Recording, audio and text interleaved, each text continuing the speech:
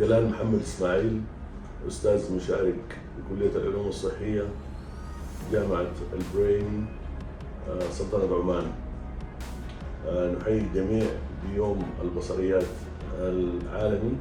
نرجو من كافة الزملاء الاهتمام بالتعليم والتدريب المستمر عبر المؤسسات الأكاديمية والمهنية المحلية والعالمية من أجل رفع الكفاءة، ونشجع وندعم البصريات بشكل عام بالسودان الحبيب. عثمان، أخصائي بصريات المملكة العربية السعودية، المدير الطبي لشركة مغلق البصريات الرياض. باسمي وباسم البوابة ندعم البصريات السودانية. سعيد الفارس، مستشفى الدكتور حامد سليمان الأحمدي، المدينة المنورة، أدعم البصريات السودانية. بسم الله الرحمن الرحيم. الاسم حسن محمد صالح، محمد الأمين، أو الحاج حسن، دي كلها أسمائي، وأعيش في النرويج وأعمل لدى بريلا في أوستو سيتي، وأدعم البصريات السودانية. ناهد العاجب، سينيور اوبتيكال سبيشاليست at فيجن وورلد دكتور اوبتومتري USA، أدعم البصريات السودانية.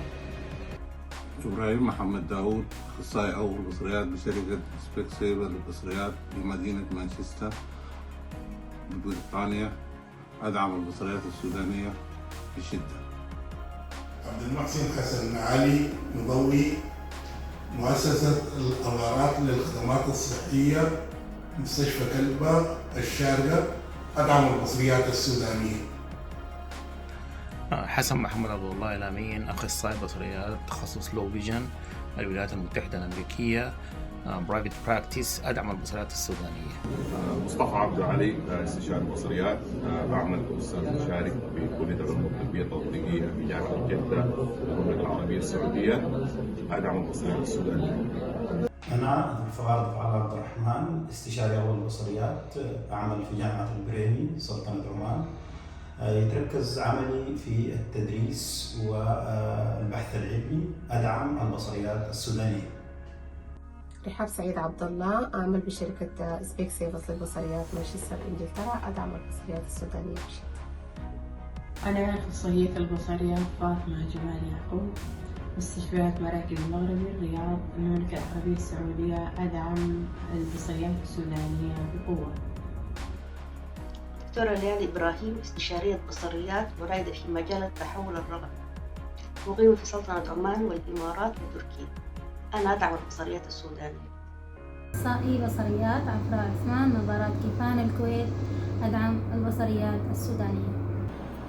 أخصائي البصريات سراج الدين أحمد إبراهيم فوجلي، من مكة المكرمة المملكة العربية السعودية، أدعم البصريات السودانية. خديجة الفاضل أحمد عمر، أخصائية بصريات، مستشفى الحمادي المملكة العربية السعودية الرياض، أدعم البصريات السودانية.